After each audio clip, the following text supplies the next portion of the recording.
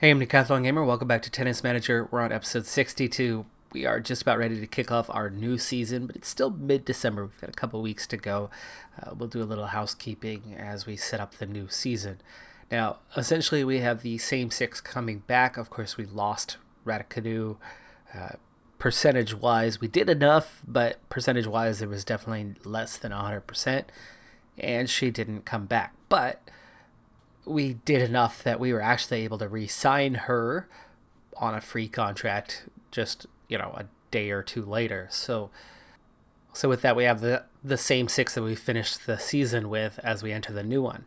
Unfortunately, a lot of them want some pretty seriously upgraded things compared to what they wanted a year ago. It's going to be a lot harder to retain the entire group this coming season. We're going to have our work cut out for us. We definitely need to make some progress. But let's start with, progress. Krager, focus, and positioning both going up. Of course, they were ridiculously close. They were less than a percentage point away.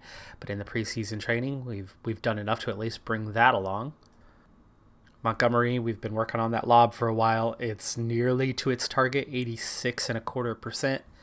We'll get there fairly soon. Early in the year, we'll push that into a 13. We'll have one skill less than a 13 at that stage.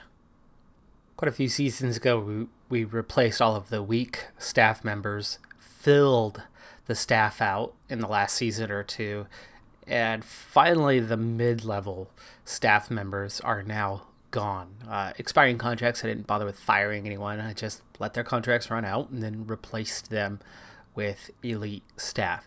So while there's still a few that are just really good and not quite elite status, like we have one with a level 7 out of 9, not perfect, but very good. Very good. And the rest are all 8s and 9s. And in some cases, an 8 is all you can find because we've already taken all of the 9s that were on the market. Here you see we have a single trainer left that's a level 7 in terms of experience. And while there's not 100% correlation between experience and quality, it's pretty dang close. You can see outside of one trainer slot, which we just don't really have a need for another trainer at the moment. Outside of one trainer slot, our staff is completely full. Here you see we have kind of one scout left, who's actually a couple scouts left that are less than perfect, but really not a big deal on that one because they just do their thing and it doesn't actually hurt us. They'll get the accuracy. It just takes them longer to know everything. And we're not in that big of a rush. A, we have plenty of scouts. And B, we already have, our athletes in place and the scouts going out and looking for new ones. Well, it'd be nice to have the knowledge about everybody, everybody, but it's not that big of a deal. We're doing fine. Youth and Scouting Center now at level 8. One level remains. This will give us one more scout slot, and that's really about it. At this stage, this one really doesn't do much else. 2 weeks further on, and the lob is done, and I knew it was really close, so I actually spent more time training hot shots this week, getting that one on the go, and it turns out it's already past the halfway stage. In fact, it's about 2/3 of the way towards level 12 on that one, so we've only got about 1/3 plus 1 level to go to get done with those skill shots so we can get back to training some other things. And for me, once everything's at a 13, I feel a lot more comfortable just pushing specific attributes where I want them to be, and that's going to be an exciting time because then we can really start to shape Montgomery into the player we want her to be. Krager is the first one to kick off the season as she's going straight into the final of the Dubai 100K International 140 tournament. So great start to the season, and she has won it. Even though my focus was on hot shots this week, Montgomery was able to push reflexes up another level. And again, that's something that I'm going to be targeting pretty soon. I'm going to find the easy upgrades. Every once in a while, doing that is a fantastic way to to get some quality out of your players in the short term, and she's already done that one on her own, pushing that reflexes up another level. But those hot shots, it's close to 12. It's close. It's not going to take long. Gazanzeva and Yemefinova are in 470 tournament. Gazanzeva, moderate injury. I think that one's going to keep her out for a couple weeks. And for us, the season kicks off in the same place that, well, it's kicking off in real life right now, isn't it? So what we have is Corey Goff. All top 11 anyway are present for this one, as the highest ranked players are present. She's got a nice second round matchup. Montgomery's got an easy path through the first couple of rounds. Yemefinova, difficult draw. She's going to have a hard time getting out of the first round. Krager also really unlucky with her draw. Don't expect her to get very far. Though if she does get through that first one, she certainly has a chance to get to the round of 32. Decent draw for Raducanu, at least for the first round. Certainly not for the potential of getting out of the second. Gazanzeva with a great draw. Fantastic chance to get down to the round of 16. Here's confirmation with Frifritova, the 32nd seed, 32nd ranked player. So all of the top 32 are present. No injuries, nobody opting out. They're all present for this one. We got a big tournament on our hands. Let's see what we can do with this one. And our very first round of the year starts with a few too many unforced errors. But out of 205 points played, 23, that's not that bad. It's really not. It's only slightly higher than what we want it to be. Fairly comfortable, 55% with the points won and winning in 3 straight sets. But at the same time, as much of an advantage as Montgomery had in this one, kind of want to see a little bit more out of her. And a quick check-in on everybody's progress. Goff is into the second round. Montgomery, of course, in the second round. Yemefinova out. No surprise on that one. But she pushed it to the limit. She pushed it to 5 sets. She won the first 2 sets. She got to a tiebreaker in the 4th set. She was close in all 3 sets that she lost. So we can really see Yemefinova's rapid progress. And she is developing quite quick. Almost weekly, we're seeing an attribute going a little bit higher than what it was. Krager with the upset in 4 sets over Bitney. That's big. That's going to give her a chance to get at least to that round of 32. Raducanu with minor upset to get to the second round, but with Swiatek ahead of her, you figure she's going to get knocked off there. And Gazanzeva also through. So as a team, 5 out of 6 moving on. Good so far. Montgomery again winning in straight sets. 56% of points won this time. 7 aces and no double faults. The winners also a fairly clear advantage there. And the enforced errors at 17 out of 209 points played. That's below that 10%. That's that happy zone. And you can see it in the score that it was pretty comfortable. Goff also winning in straight sets. Krager also winning. Good so far. Gazanzeva had a minor injury, has recovered, and is still alive, so things are good. Raducanu out against Swiatek. No surprise with that one. But Goff out in the round of 32. I'm not sure who she was up against, but that could be disappointing. It's not terrible to be out in the round of 32. Ouch. Losing to Tazun, though, when she was the favorite, that does kind of suck. She should have gotten at least through one more. Montgomery heavy favorites in the round of 32, so she should continue on. And looking at what's next in the round of 16, I think she's headed for the quarterfinals. Should be, anyway. Krager's path is probably going to end here, but great on her to make it this far. It looks like we could be down to Gazanzeva and Montgomery by the next round. Easiest round of the tournament so far, 64% of points won, 6-2, 6-2, 6-0. Even with 3 double faults, it was fantastic. Really clean, 15 unforced errors. But that was That was back over 10%. It's not great, but with 41 total winners, I mean, she was just in control throughout this thing. Krager out, Kostenseva is through, so predictions have rung true thus far, and we're into the round of 16. Great job by Ayala to get to the round of 16, something she wanted to do when she was with us, but was never able to.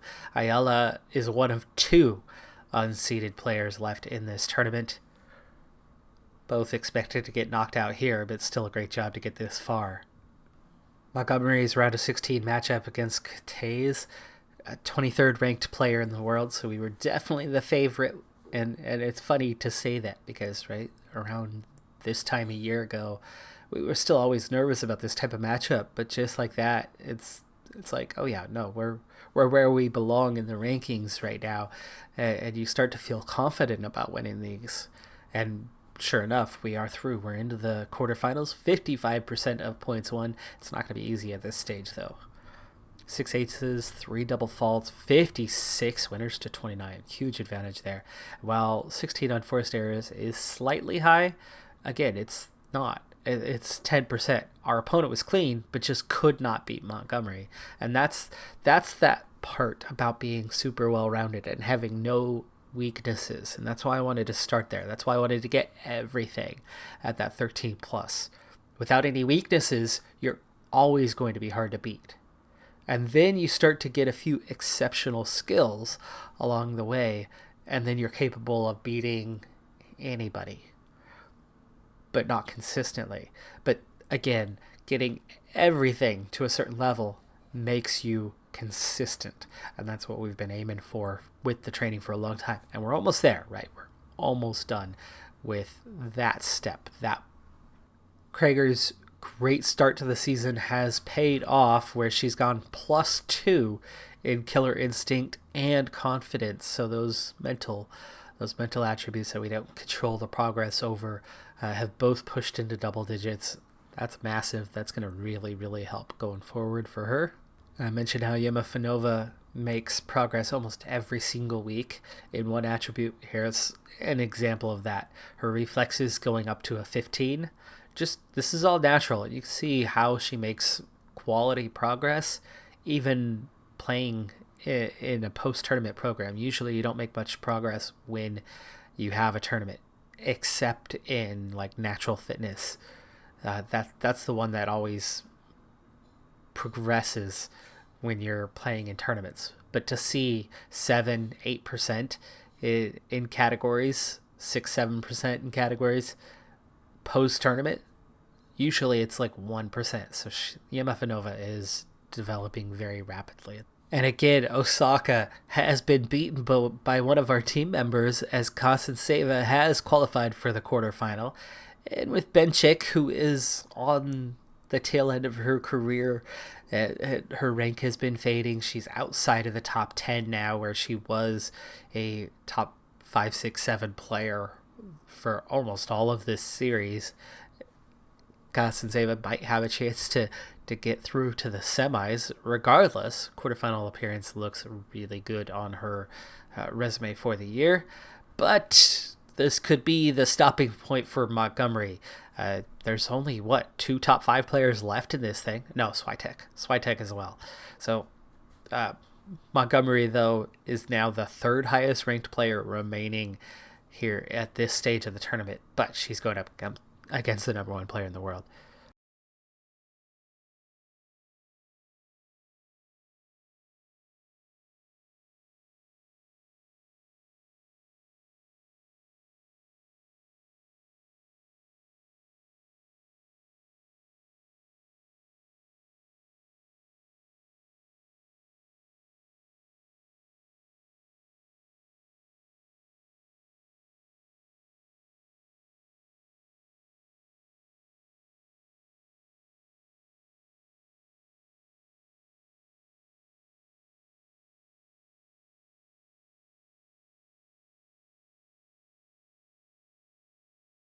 Montgomery pretty upset with what just transpired at the end of that one. Getting beaten pretty handily here in the first set as we trail 5-2. Really, really in need of this one. And working back at it hard at the moment. Well, it's 40 love. Chance to at least win a game, but trailing 5-2, it looks pretty unlikely that we'll be able to win this opening set.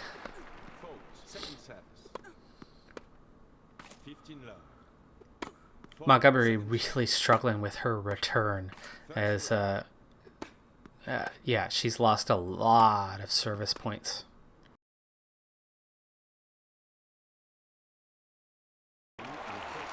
And there you go. Game and first set is complete. We are losers on this one. Let's see what we can do in the second set. Can we battle back and get in this thing? I would think if we lose this one, it's pretty much done and dusted.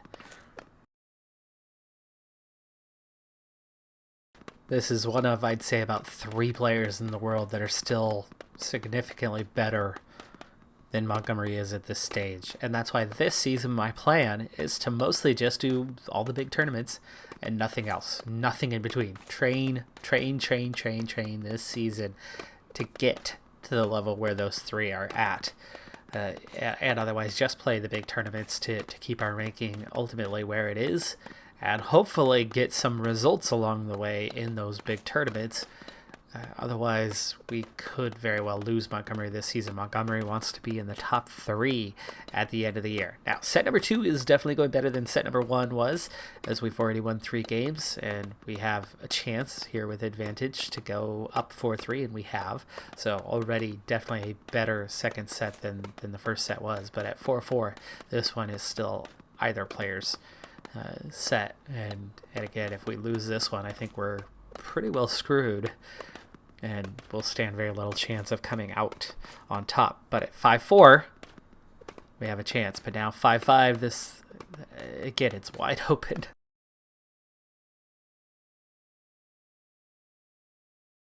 And that's it. Game set, as good as match. We'll see what happens in the final. I'm assuming the final set, we could push it, but yeah, she's presumptuous right now. She presumes that she's going to come out on top. Let's go ahead and speed things along here.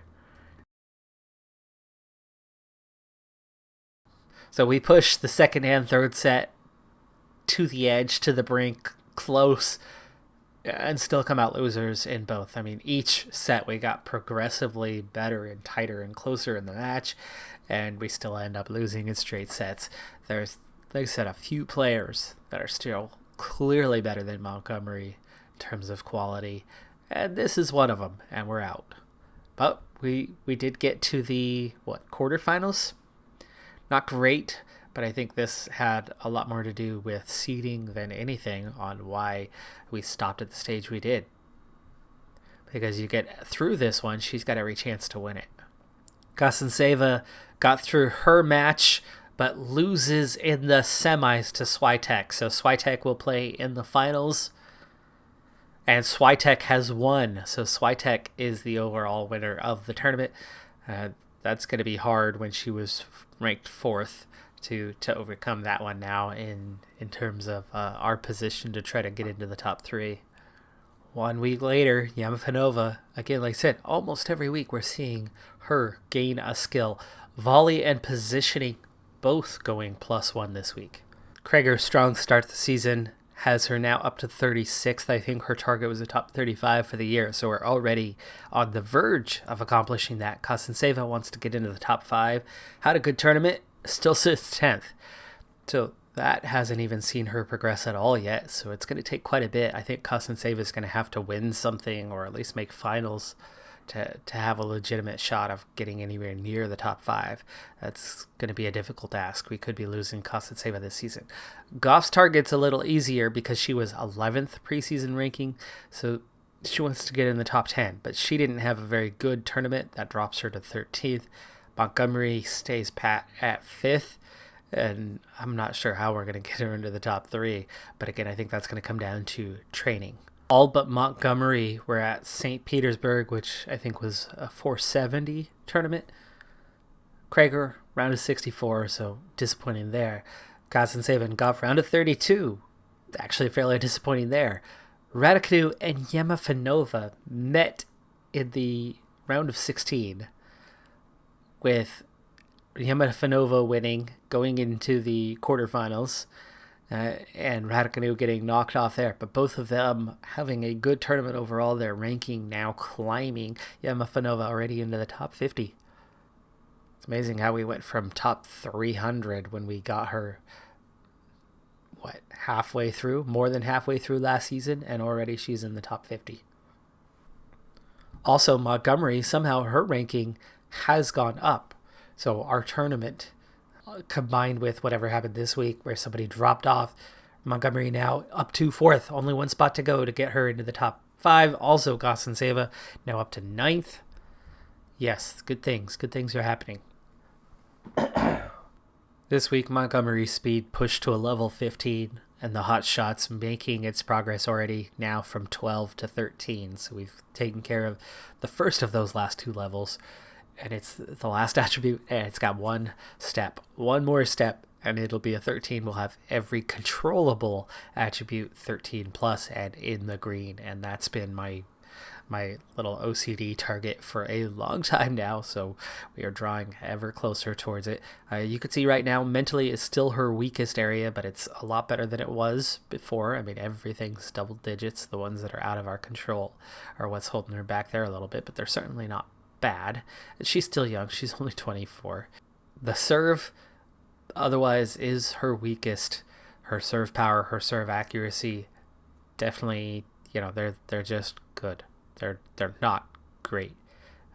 But as soon as we get that hot shots to 13, we're going to look for a few cheap upgrades before I start really focusing things. So that'll depend on where certain attributes are at, and get those easy upgrades out of the way. Just a quick look at where the others are at. You can see Krager still just 3 stars, really lacking. She doesn't have those skill shots, but overall she's not got any weaknesses necessarily outside of those skill shots. The serve power, backhand power needs some work, but despite that, I mean, even then, her weakest thing I would say is probably speed at an 11. And that's not terrible. So Krager, we can see why she's suddenly performing so much better than she was. She's more consistent as a player than she was. Kostenseva, meanwhile, is definitely on the higher end. There was a reason why she's in the top 10.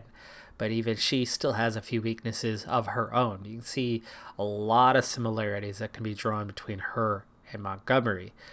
The big difference between the two, I think, comes largely down to who is her coach. And in this case, I'm coaching Montgomery, and therefore Montgomery is doing a little bit better than Gosenseva, but they're both very similar players. Which doesn't surprise me, considering I trained both of them for a good chunk of their career. Goff, you can see, has a few more skills, technical-wise, quite a few things at the 16, where, like Montgomery, nothing above a 14. But it's also the same sort of manner. Goff should be the better player, and she is 4.5 stars, and yet somehow still only 13th. Is that because I've never been her coach? I've never put her through the ringer, through the tournaments? Probably. This is the better of the 3 players. Yamafanova, outside of her speed, great physical skills. Really good mental, though her positioning still needs a little work, though 12 is obviously not bad. But it's the technical skills that are very much lacking. I mean, nothing in the green, right? She's 10s, 11s, and 12s almost across the board, but she needs some work. She definitely needs some work. She's still rough.